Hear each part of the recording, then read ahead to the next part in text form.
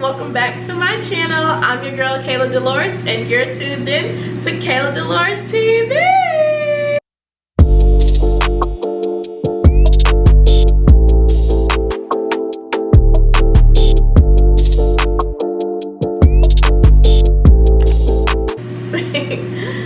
So guys, today I am recording a video of my 5 top ways of how I travel on a budget.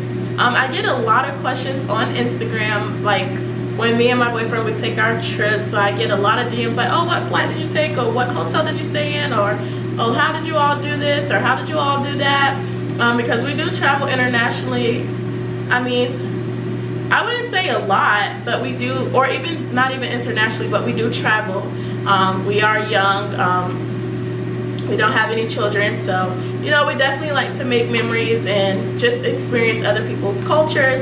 Especially when we went to our Aruba trip, we were there for like almost a week.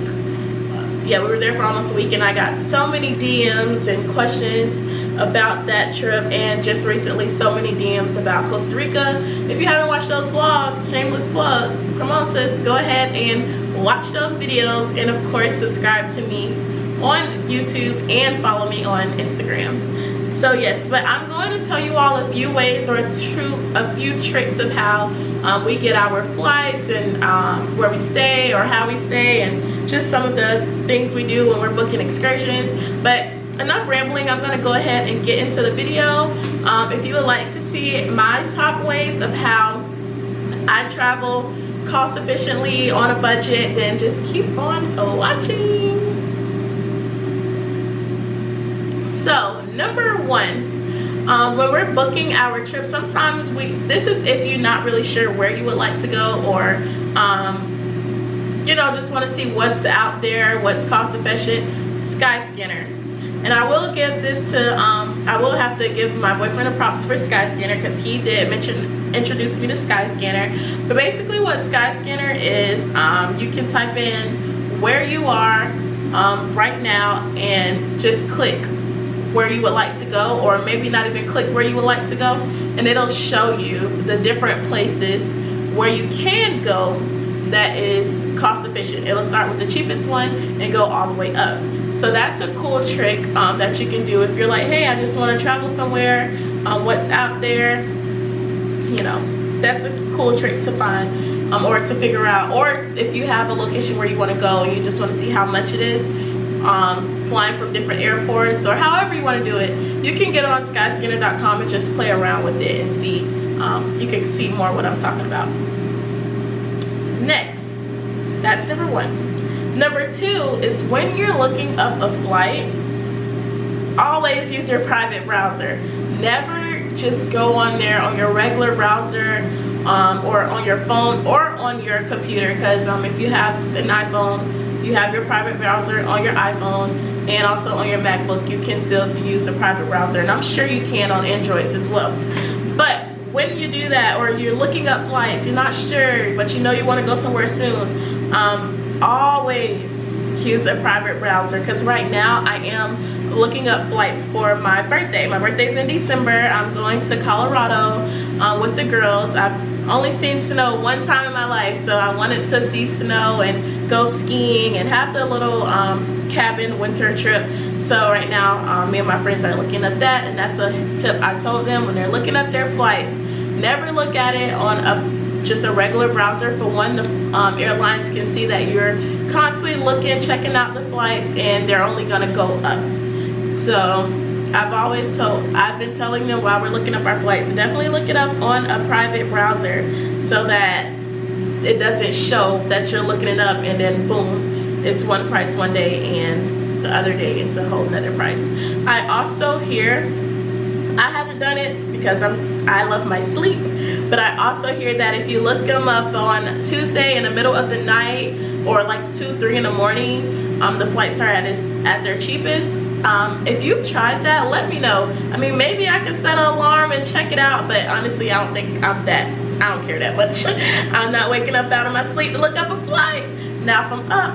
But if you all tried that, comment below and let me know, is that true, for one. But I hear that you can also do that. I've never done that, but I definitely always look them up on a private browser. So let me know, sis. Have you woken up in the middle of the night and looked it up and that thing went way down? Because if it did, you know, I might have to do it. But so yes, that's number 2. Also, this is more international travel, but maybe not. I'm sure throughout the states it has this as well. But another tip that me and my boyfriend did when we were traveling, or when we are traveling and we know we're going somewhere internationally, we always join different Facebook groups. So when we went to Aruba, we were in like the Aruba travel group, you know, the Aruba excursion group, just tips about Aruba that we should know, and that helped us a lot. For one, maybe it's not even just like, for one, like some countries don't have just where you can look it up on maps. So, you know, you might have to download a different GPS system. Like in Aruba, it was maps.me. In Costa Rica, it was Google Maps or Waze. We use Waze a lot.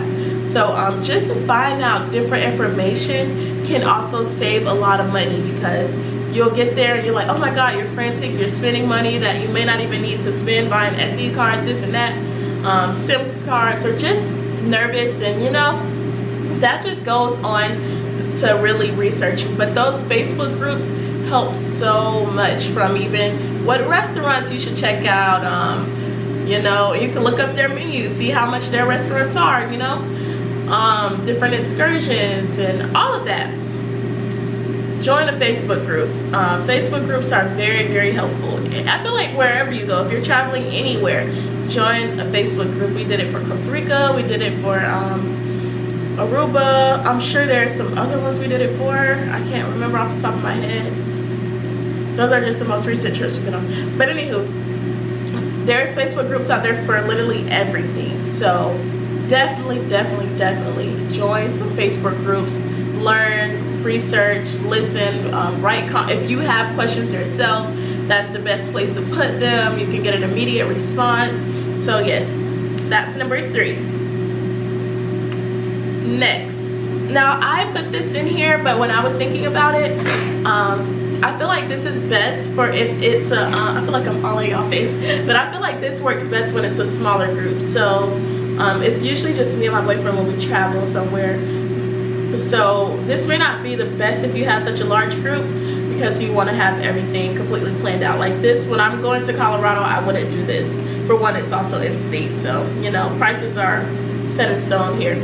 But what I have here is, before booking an excursion online, wait till you get there and try to negotiate the excursion price.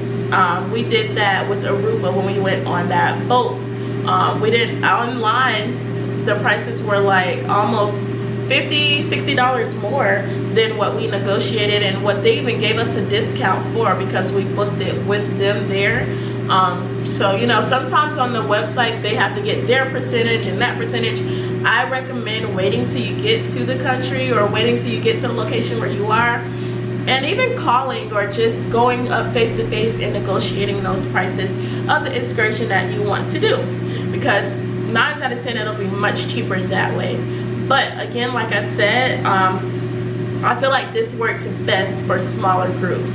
If you have like 6 to 7 people, I wouldn't do that, because you want to make sure you have enough space, or that the excursion can hold the amount of people that you have. But from like 2 to 4, I would say try it out to see.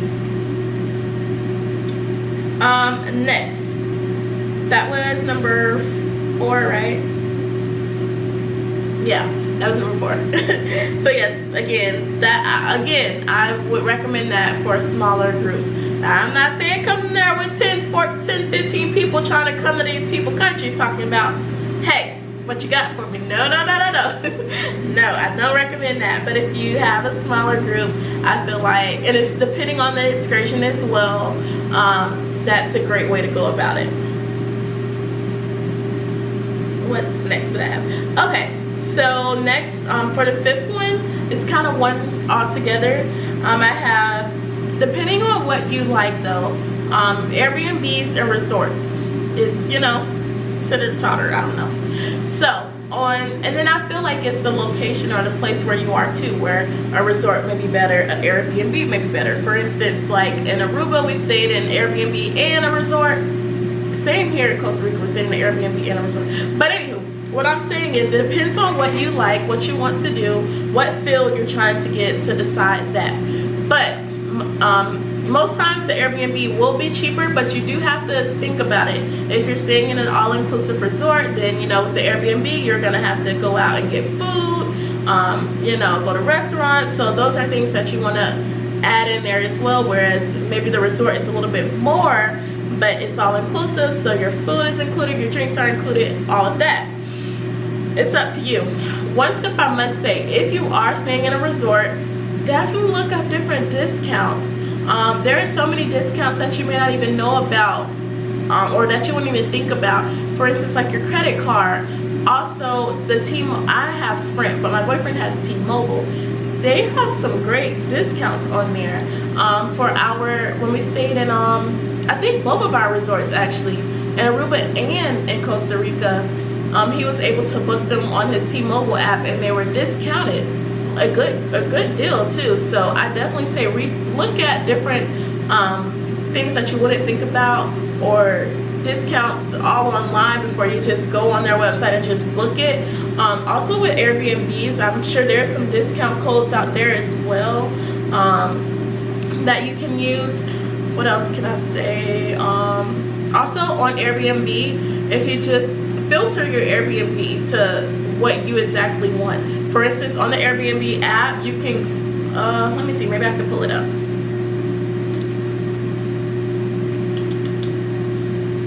I don't feel like pulling it up. Basically, on the Airbnb app, it'll say filter. You can slide over how much you're willing to spend a night, and they'll actually give you a precise Airbnbs that have exactly what you're looking for, or if you're looking for a certain amount of rooms, looking for a certain amount of beds, all of that, and you can see what the price would be. That way you can definitely compare from Airbnb and a resort, you know. So yes, those are my top 5 tips that I recommend. If you all have any more tips, definitely put them in the description box, but not description box, in the comment section below. If I missed out on some tips that you know helped you when you were traveling, let us know. Let's share the knowledge in that comment section. But those are just some of the tips that we do when we do travel. What else can I say? I was just thinking off the top of my head and I wrote my notes. But yes, that's it for this video. Again, check out some of our travel vlogs. Like, we absolutely love to travel. So yeah, we do. And now that things are kind of opening up, we'll probably travel a little bit more. So definitely subscribe to my channel. Like this video. Comment below some ideas and some tips that you have. And head over to my Instagram at Kayla_Delores and follow me over there. But yes, guys, thank you so much for watching, and I will see you all in my next video. Bye, guys.